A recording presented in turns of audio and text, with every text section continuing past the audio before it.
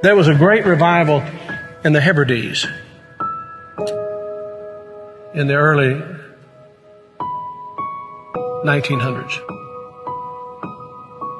Began to moved up to the pleading for it into the 40s. Maybe we could say it topped out in the early 50s. Two old women, one was 84 years old and one was 82 years old. One was blind and one was humped over so badly with spinal stenosis, just arched over.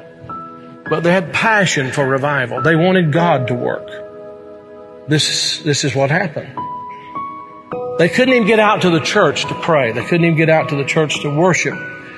Their house became a place to meet. People came in. They got so passionate about revival coming to their Isle, the Isle of Lewis. They got so passionate about it. They confronted the preacher and wanted to know if he was thoroughly right with God. And they prayed and prayed and prayed. And they'd seen the Lord, they said, with the church filled up and God blessing, a great overflow. And the fire of God struck that tiny little obscure place off the coast of Scotland. And when it happened, there was a young teenage boy that got saved in it. His name was Donald. And the preacher became so dependent upon Donald and so close to Donald, he would ask him to lead in public prayers and help him with the meetings, and he did. Oh, how God worked. People began to hear about it, and the revival fire spread. It spread.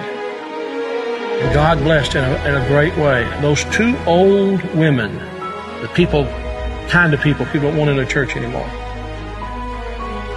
And from that same island, there was a young girl who was a cousin to Donald Smith, who immigrated to America. Her name was Marianne Smith McLeod. She came to America, and in 1936, she met a man named Fred. And they were married. They fell in love. They were married. God blessed in a great way. And those old women were her aunts. And they came out of that fiery revival. They really experienced revival. And they sent a Bible,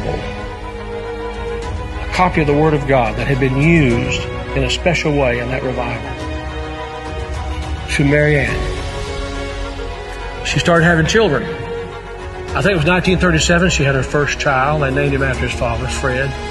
Then she had her second child, named after herself, Marianne.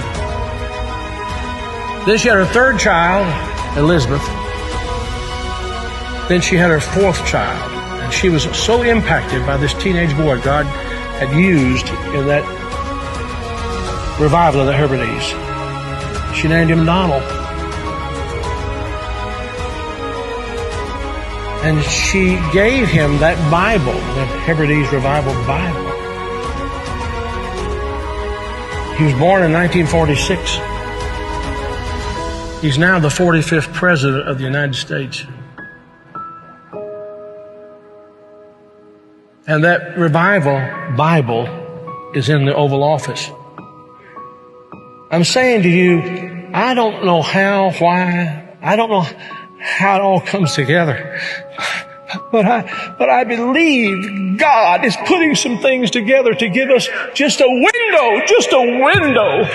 If He could find some open people who know what the window's for. Can this be the time the window's open? Providentially, God has prepared the moment, and we will become the people of prayer, pleading with God. This is a plea. Will Thou not revive us again? Will you be a part of that? Will you?